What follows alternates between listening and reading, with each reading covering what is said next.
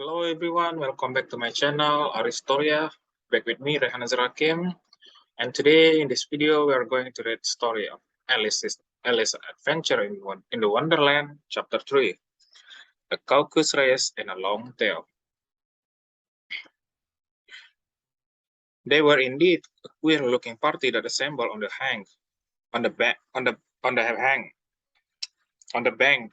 The birds with draggled feathers, the animals with their fur clinging close to them, and all dripping wet, gross, and uncomfortable. The first question, of course, was how to get dry again. They had a consultation about this, and after a few minutes, it seemed quite natural to Alice to find herself talking familiarly with them, as if she had known them all her life. Indeed, she had quite a long argument with the Lowry, who at last turned sulky and would only say, I'm older than you, and must know better. And this Alice would not allow, without knowing how old it was. And as the lorry positively refused to tell its age, there was no more to be said.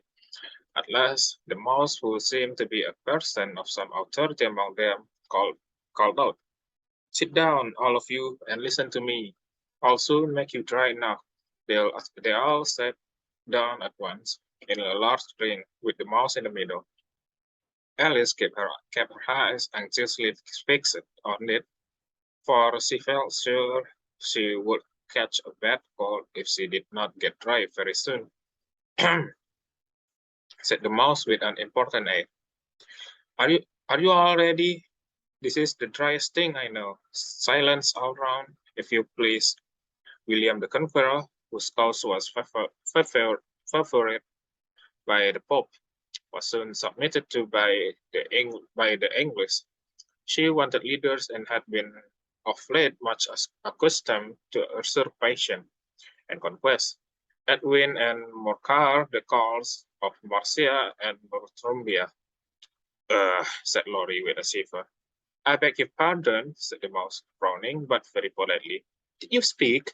Not I, said the lorry hastily. I thought you did, said the mouse. I would sit. Edwin and Morcar, the call of Marcia and Northumbria, declared for him, and even Stigand and patriotic Archbishop of Canterbury found it advisable. For what? Said the duck. Found it, the mouse replied rather crossly. Of course you know what it means. I know what it means well enough when I find a thing, said the duck. It is generally a frog or a worm. The question is, what did the Archbishop find? The mouse did not notice this question, but hurriedly went on. Found it advisable to go with Edgar Atheling to meet William and over him the crown. William's conduct at first was moderate, but the insolence of his Normans. How are you getting on now, my dear? Continued. Turning to Alice as it spoke, as wet as ever, said Alice in a melancholy tone. It doesn't seem to drive me at all. In that case, said the dodo solemnly, rising to its feet, I move that the meeting adjourned for the immediate adoption of more energetic remedies. Speak English, said the eaglet. I don't know the meaning of half those wrong words. And, what's more, I don't believe you do either. And the eaglet bent down its head to hide a smile. Some of the other birds tittered audibly.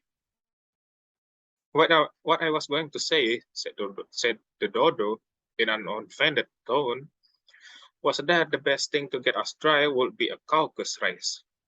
What is a caucus race? Said Alice. Not that she much wanted to know, but the dodo had paused as if it took that somebody off to speak, and no one else seemed inclined to say anything.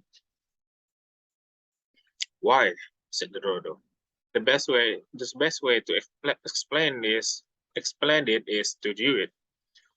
And as you might like to try the thing yourself some winter day, I will tell you how the dodo managed it. First, it marked out a race course in a sort of circle. The exact shape doesn't matter, it said. And then all the party were placed along the course. Here and there was no, there was no one, two, three, and away. But they began running when they liked and left off when they liked, so that it was not easy to know when the race was over. However, when they had been running half an hour or so and were quite dry again, the dodo suddenly called up, "The race is over," and they all crowded round it, panting and asking, "But who was on?" The question the dodo could not answer without a great deal of talk, and it sat for a long time with one finger pressed upon its forehead, the position in which you usually see Shakespeare. And in the picture of him, while the rest waited in silence, at last the dodo said, "Everybody has won, and all must have prizes."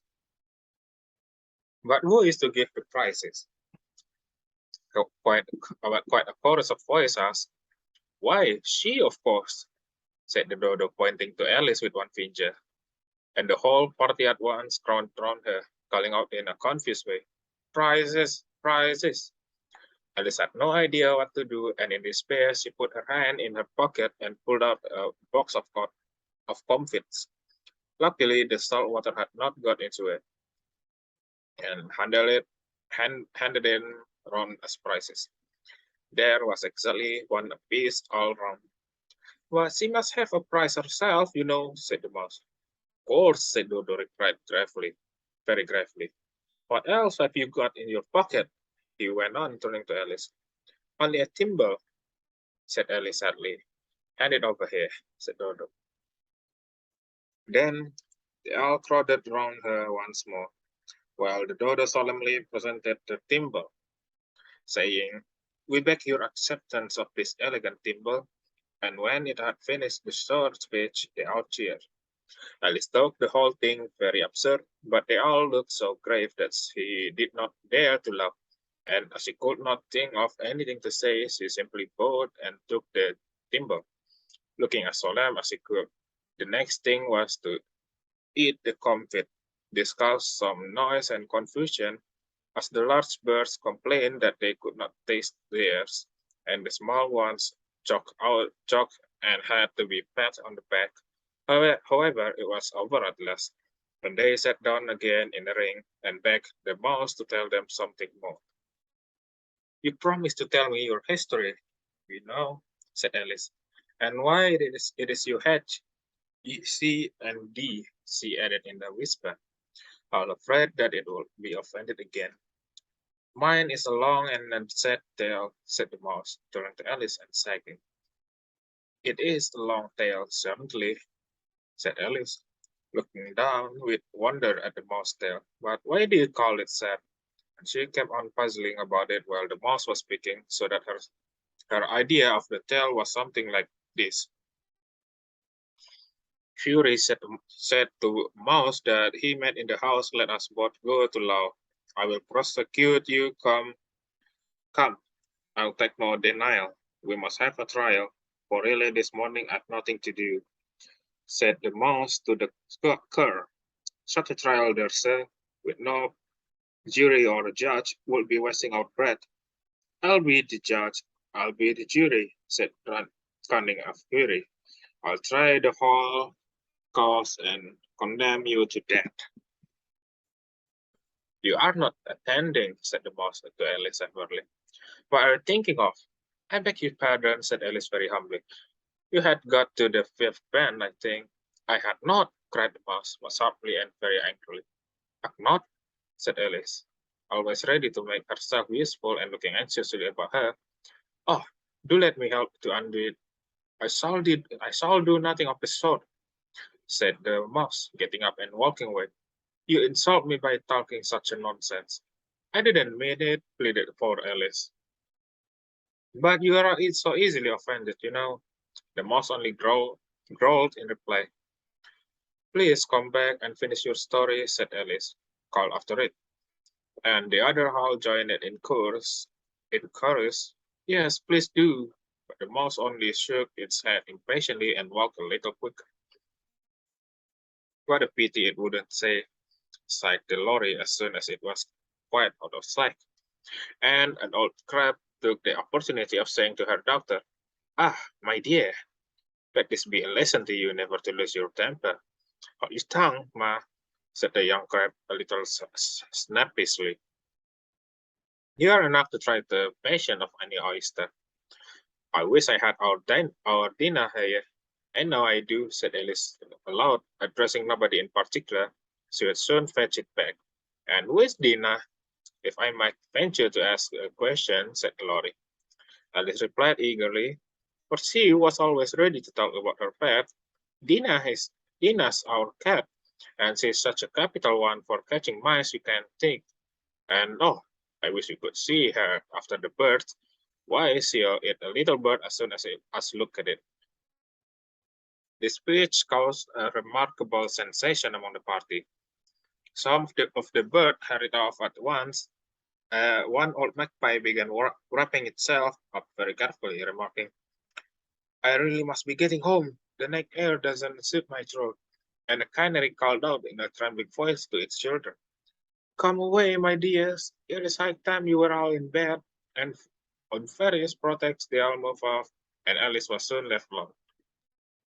"I wish I hadn't mentioned Dinah," she said to herself in a melancholy tone. "Nobody seems to like her down here, and I'm sure she is the best cat in the world. Oh, my dear Dinah, I wonder if I shall ever see you anymore."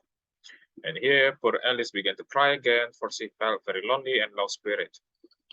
In a little while, however, she again heard a little pattering of footsteps in the distance, and she looked up eagerly, half hoping that the mouse had changed his mind and was coming back to finish the story.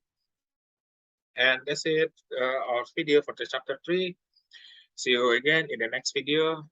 Thank you very much. Assalamualaikum warahmatullahi wabarakatuh.